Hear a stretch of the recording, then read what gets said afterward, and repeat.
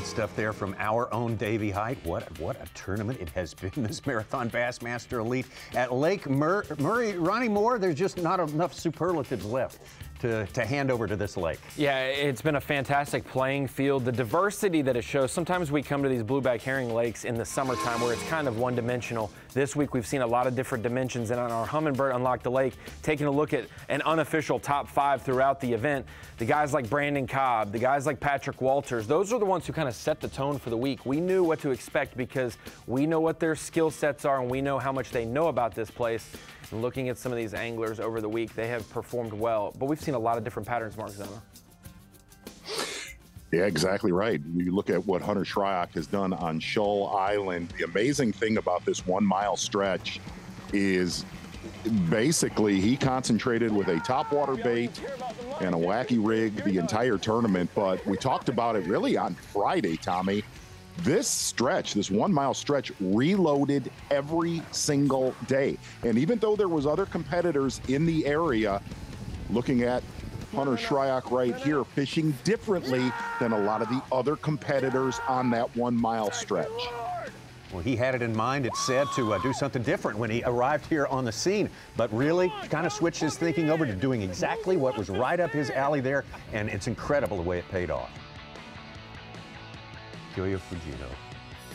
What a tournament for him, the rookie, our Rookie of the Year leader for so many reasons. And really did it off of 3 main lake pockets. Pockets that don't go back very far off of the main lake, concentrating on 9 to 15 feet of water, but it just kind of seems like he ran out of fish on this final day. And granted, he did not catch many fish on camera really yesterday. I think he caught 6 bass all day long. Needed one more big fight for Fujita on Championship Sunday. Got to kind of learn a little bit more about an interesting Japanese technique that we will probably see show up in future Bassmaster Elite events. But a guy who was the most consistent after 2 days, Tommy, Day 2 leader Drew Benton, did it so with sight fishing yesterday for some reason. Maybe it was the uptick in wind, change in the water temps or the air temps. It did not go for him, Mark Zona, only 14 pounds, but today he has made a resurgence, especially in the afternoon. Yeah, turning the tide big time this morning with a shallow crankbait, going from there to sight fishing gig that we got to see him do on days 1 and 2. But yesterday is going to be the thorn in Drew Benton's side, because really if he'd have just, I hate to say, catching 18 pounds here as Parr, that 14-pound bag is, as of right now, possibly a killer for Drew Benton. Well, in advance of this tournament, Ronnie Moore, 2 competitors from South Carolina. Well, all of them we're certainly looking to watch very closely, but 2 really stood out. Yeah, when you think about a guy who spent a lot of time on Lake Murray and the tangible time that he's had on the water, he's been able to fish in this month of the year where other tournaments have never came in April.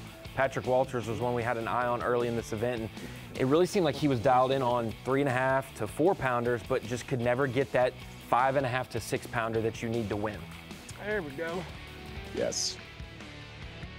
And Brandon Cobb winning the numbers game. Absolutely. This is the Humminbird Unlock the Lake. I mean, a thick, fat one right here, Tommy.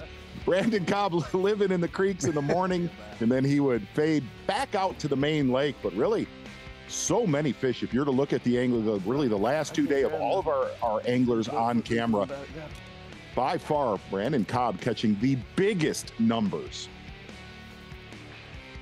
Brandon Cobb, a lot of people picking him to win this tournament in advance, and based on what he did over the first 3 days, we knew if the big one showed up for him in any meaningful way that he could run away with this thing, but it did not seem to happen for him this time around. Still in all, he's a favorite going into the next event coming up from the Santee Cooper Lakes.